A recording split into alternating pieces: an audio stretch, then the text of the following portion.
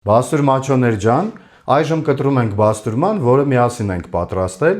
Դուք անընդհատ հարցնում եք չամանի գույնը խի ա դեղին, չամանը ջրիկ ա։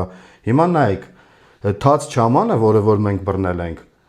ինքը սովորաբար լինում է ջրիկ ու ինքը այս գույնի է։ Երբ որ չորանում է բաստուրմայի վրա, գույնը փոխում է արդեն։ Դա նորմալ է, իսկ եթե մենք ստեղ մուկ բռնենք չամանը, արդեն մեր պատրաստի բաստուրման ինքը ավելի մուկ կստացվի։ Դրա համար մենք անում ենք միշտ դեղին, մոտավորապես այսպես չամանը։ Հիմա արդեն կտրում ենք բաստուրման մեր։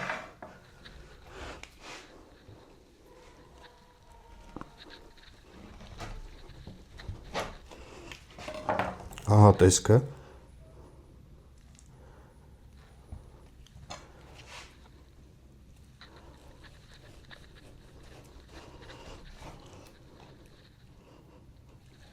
Ստացել ենք շատ սիրուն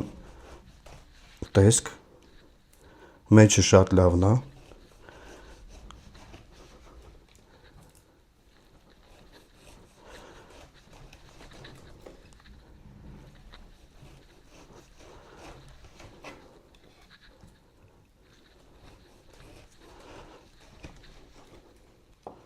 Մյուս կտորից էլ փորձենք։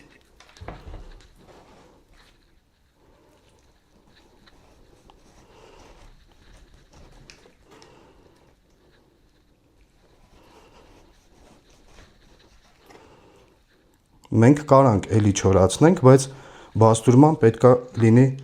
մի քիչ թաց, որովհետև թաց վիճակում, ինչը որ ես ասել էի վիդեոներում, հյուսվածքների համար, նայեք ինքը արդեն պոկվում է իրարից։ Նշանակում է բերանի մեջ ինքը կհալվի արդեն։ Այ խնդիրը լուծումը սրա մեջ է, եթե բաստուրման, եթե ինքը այսպես չկարողանանք ձեռքով պոկենք, պատկերացրեք, այս նույն գործողությունը մենք անում ենք ատամներով։ Այսինքն պետք է ինքը առանձնանա։ Մենք ստացել ենք շատ լավ բաստուրման։ Ահա տեսքը, մեջը, արտաքինը, չեչոտ բաստուրման է։ Հետո մենք կպատրաստենք քսովի բաստուրմեն։